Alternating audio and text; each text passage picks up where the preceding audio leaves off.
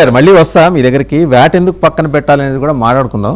ఒకసారి మనకి జూపూడి ప్రభాకర్ గారు ఈ కేంద్రం నిధులు వీటి మీద బాగా సమగ్రమైన అవగాహన ఉన్నారు. మరి రేపు పొద్దున అంటే వాళ్ళు అధికారికంగా ఎన్డీఏ తోటి లేరు కాబట్టి మరి విడిగా వెళ్ళి ఏమన్నా కంగ్రాచులేట్ చేస్తారేమో బీజేపీని తెలియదు.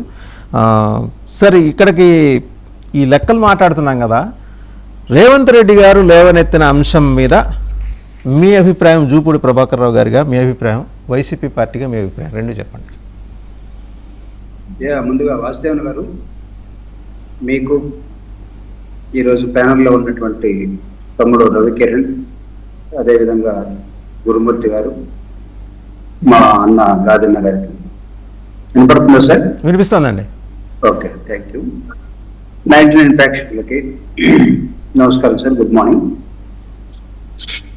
అంటే భారతదేశ ఆర్థిక వ్యవస్థను చూసినప్పుడు రాష్ట్రాల వారీగా నాకు తెలిసి చాలా వేరియేషన్స్ రాష్ట్రానికి అదేవిధంగా నార్త్కి, సౌత్కి, ఈస్ట్కి, వెస్ట్కి ఉన్న అంశం దీన్ని ఎవరు కాదనలేరు.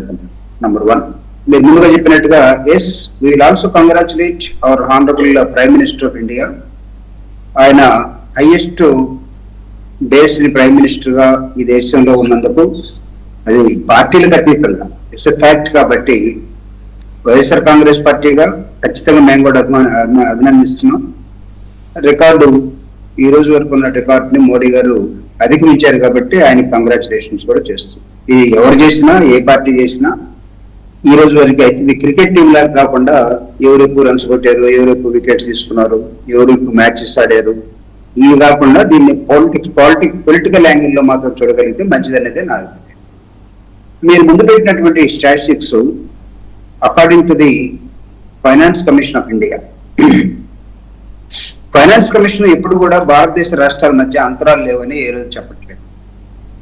అట్లనే all the states are not equal as per as the finance is concern అని కూడా ఫైనాన్స్ కమిషన్, నాకున్నటువంటి టెక్నికల్ నాలెడ్జ్ పక్కన పెట్టండి, పొలిటికల్ నాలెడ్జ్ కానీ లేకపోతే పబ్లిక్ అడ్మినిస్ట్రేషన్ లేదా పొలిటికల్ సైన్స్ లో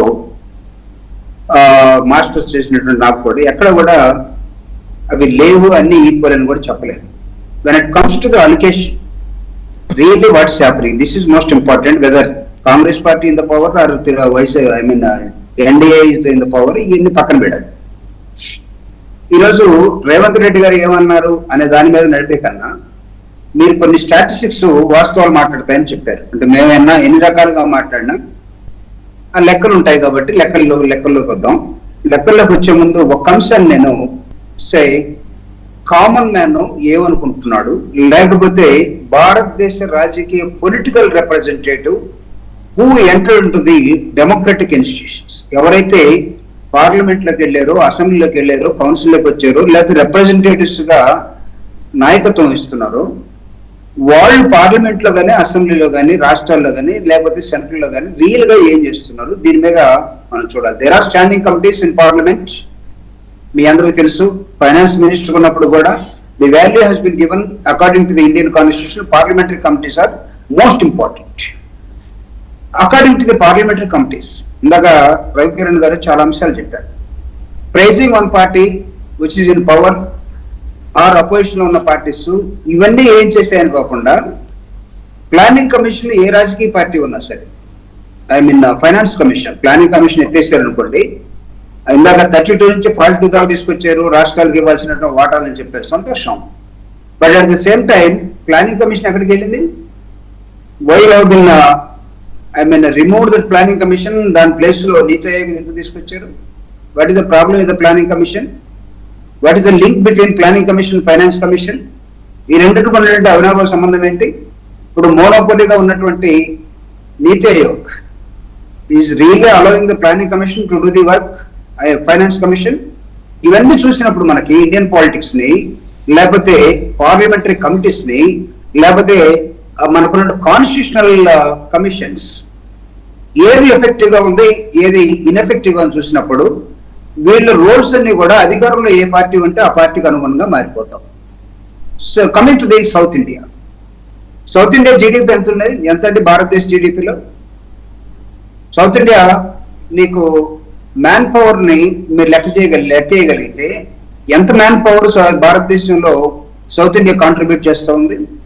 ఈరోజు the super brains what you are talking about entire global, Modi garu ప్రపంచంలోకి వెళ్తే అది నెదర్లాండ్ కానివ్వండి, అమెరికా కానివ్వండి, ఇంగ్లాండ్ కానివ్వండి, లేదా రష్యా కానివ్వండి, బహిరంగ సభలు పెడుతున్నటువంటి తెలుగు వాళ్ళందరూ ఎక్కడి నుంచి వచ్చారు? The not from the south India. ప్రపంచవ్యాప్తంగా విస్తరించున్నటువంటి తెలుగు బ్రెయిన్స్ ని మీరు ఎక్కడికి పంపించారు? పాలమూరులో వలసలు ఆగిపోతాయన్నారు. కానీ చెన్నై నుంచి, ఆంధ్రప్రదేశ్ నుంచి, తమిళనాడు నుంచి, లేకపోతే combined, Andhra Pradesh in the sense combined and talking now, so Telangana, Andhra Pradesh, ఈ వలసలు బ్రెయిన్ డ్రైన్ ఎందుకు అవుతూ ఉంది? మీరు ప్లానింగ్ కమిషన్ కానీ లేదా ఫైనాన్స్ కమిషన్ కానీ ప్రాపర్ గా ఈ దేశంలో, ఈ రాష్ట్రంలో అడ్రస్ చేయగలిగితే అంతెందుకు నిన్నగాకు మనం వచ్చినటువంటి మీ delimitation venue linked with the women reservation అయిపోయిన దానికి తీసుకున్నప్పుడు వచ్చినట్టు లెక్కలేంటి? ఆ తెలంగాణ ముఖ్యమంత్రి జీడిపి తోటి లెక్క కట్టి మాకు డీలిమిటేషన్ చేయమన్నాడు. విచిత్రంగా కనబడచ్చు. నేను I'm not totally supporting, but there are arguments which are coming. ఈ ఆర్గ్యుమెంట్స్ కి మనం విశ్లేషణ చేయాల్సిన అవసరం ఉందా లేదా? జస్ట్ లైక్ దట్ వదిలేస్తామా? లేదు, పాపులేషన్ బేస్ అన్నాం. పాపులేషన్ లో ఏమన్నారు? ఇంక్లూడింగ్ చంద్రబాబు నాయుడు గారు, ఆనరబుల్ సీఎం ఏమన్నాడు?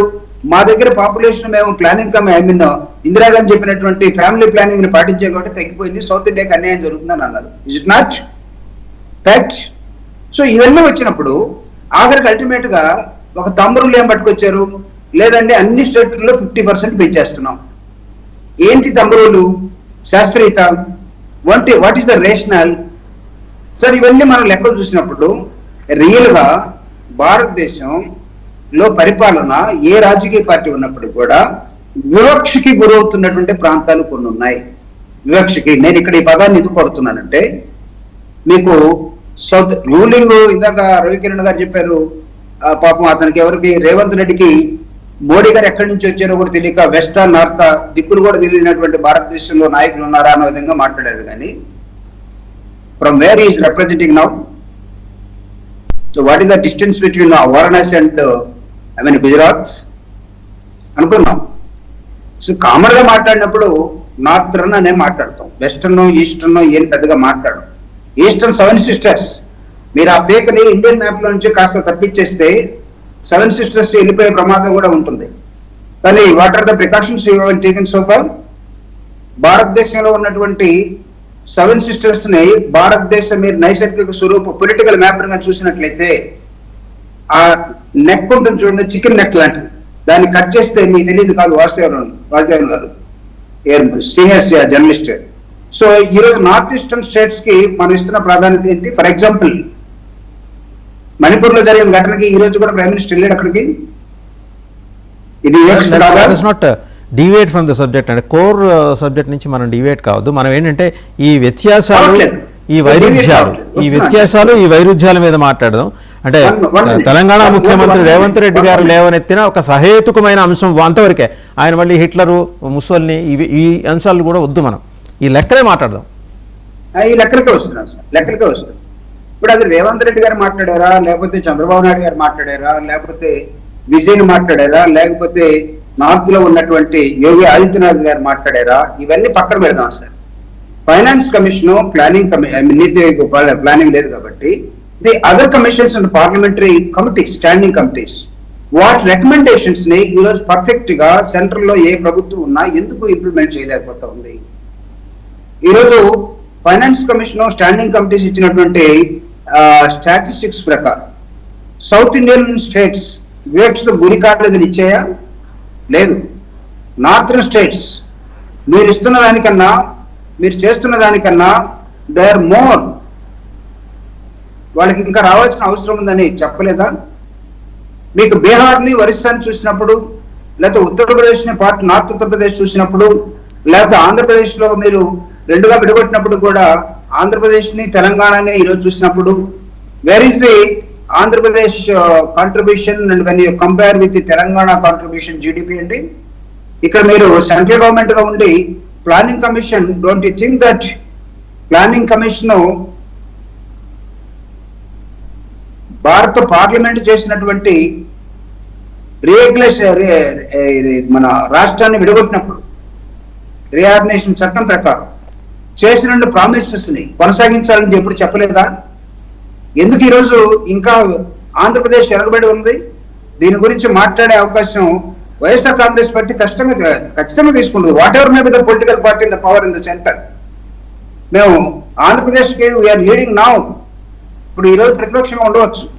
అనేకమైన అంశాలు అంటే సత్సంబంధాలు ఉంటే మాత్రమే, వాసుదేవన్ గారు, సత్సంబంధాలు ఉంటే మాత్రమే ఫండింగ్ వస్తుంది, లేదా డబుల్ ఇంజిన్ ఉంటే ఫండింగ్ వస్తుంది, లేదా మా పార్టీ ఉంటే ఫండింగ్ వస్తుంది. ఈ సిద్ధాంతాన్ని ఎప్పుడు కూడా ఫైనాన్స్ కమిషన్ రికమెండ్ చేయలేదు, చేయదు కూడా. కానీ when it comes to the execution లో వచ్చినప్పుడు అలొకేషన్స్ ఏంటి? రేవంత్ రెడ్డి గారు ఏం మాట్లాడారో మీరు దాని మీద మాట్లాడమన్నాను. కానీ నేను అనేది partly there are facts, partly కొంత నచ్చకపోవచ్చు, బట్ నష్టం కలుగుతున్నటువంటి రాష్ట్రాలుగా, తెలుగు రాష్ట్రాలుగా, సౌత్ ఇండియాలో ఈ రోజు ఉన్నటువంటి మాటల కన్నా లెక్కలు మాట్లాడతాయి, స్టాటిస్టిక్స్ మాట్లాడతాయి అని చెప్పారు. దాన్ని బేస్ చేసుకుని మనం ఉండాలి. కానీ సౌత్ ఇండియా నుంచి ఉన్నటువంటి finance minister where is the role అండి నేను అడుగుతూ ఉన్నాను. సరే, ఇప్పుడు నెక్స్ట్ రౌండ్ లో మనం మాట్లాడదాం. నెక్స్ట్ రౌండ్ లో జూపిడి గారు మాట్లాడదాం. ఒకసారి గాదె వెంకటేశ్వర గారి దగ్గరికి వెళ్దాం. వారు ప్రస్తావన చేశారు, గాదె వెంకటేశ్వర గారు, జూపిడి గారు సౌత్ ఇండియా నుంచి ఉన్న ఫైనాన్స్ మినిస్టర్ ఏం చేశారండి. ఆవిడని ఒకసారి మనమే రాజ్యసభకు పంపించాం ఇక్కడి నుంచి. సో ఓకే, ఆవిడ నేరుగా ఎలక్షన్స్ చెప్పారు కూడా. పాపం అంటే సింపుల్గా ఉంటారు, చాలా నిబద్ధతతో పనిచేసే పార్టీ కార్యకర్తగా ఆవిడ ఆ స్థాయికి వెళ్ళారు. అదర్ దాన్ ఏది తన డిసిప్లిన్ తప్పించి ఇంకేం కూడా మాట్లాడరు కాంట్రవర్సీస్లో. కానీ ఏంటి ఇది బియాండ్ ద సబ్జెక్ట్ అనుకోవద్దు. రవికిరణ్ గారికి కూడా కోపం వచ్చినా కూడా మళ్ళీ మీ కోపాన్ని నెక్స్ట్ రౌండ్లో మీరు నా మీద తీసుకోవచ్చు. రవికిరణ్ గారు, ఇక్కడ భోగరాజ్ పట్టాభిషిక్తనవి గారు ఒక ఆయన ఉండేవాళ్ళండి ఆంధ్రప్రదేశ్లో.